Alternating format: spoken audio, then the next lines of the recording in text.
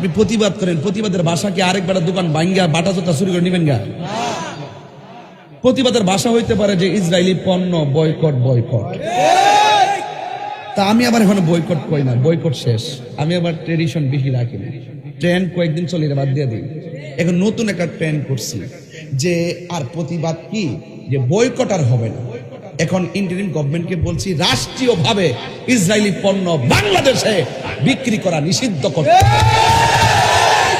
তইলে সব সুযোগ যাবে। যদি এরপরে চলে দেখবেন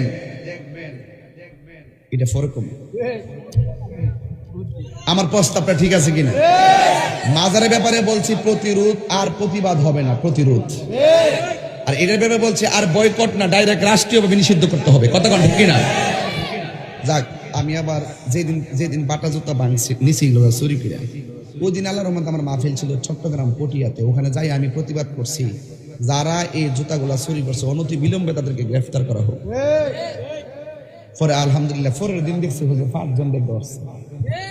এমাদা জুতারি তৈছে মনে হয় এপেক জুতা, বাটা জুতা, এমনি এমনি মিলায়া জুতারি লাইন ধরে সুন্দর করে জুতারি থইয়া পরে এমনি সুন্দর করে হ্যাঁ এমনি হার হয়েছে। আমাকে মার্শাল্লাহ দেশটা পরিবর্তন হয়েছে, এখন জুতা চুরো ধরা পরে।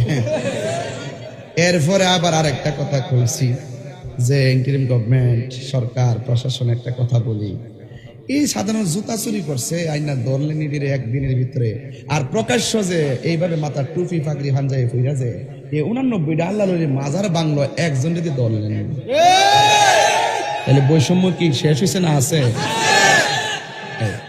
এই পয়েন্টগুলো শুধু মাথায় রাখবেন, মাথায় রাখবে আর হৃদয়ে চেতনা সৃষ্টি করবেন। আমি আপনাকে মোটিভেট করছি। ক্লিয়ার? কথা কি ক্লিয়ার? ওকে, তাহলে আসেন দেখি শাহজালাল ইয়ামানী রহমতুল্লাহ আলাইহির মাজার।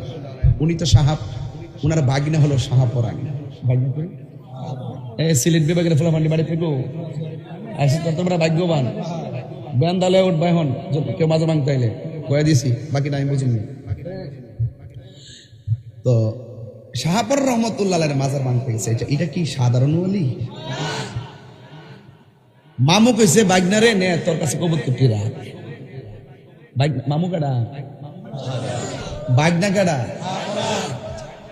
আমি কিন্তু হুজুর বাইক থেকে নিয়োগ করেছি আর একটা ওয়াজ করব।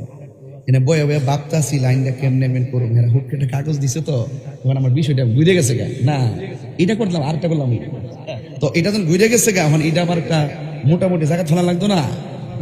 যাক, অসুবিধা নাই, ওলি আল্লাহ বেশ মারহাবা কোন। আরে বাবা কমিটি চিনছি তো, কমিটি তার 2 দিন আগে কইতাল্লা না, কমিটি বুঝো না সুজন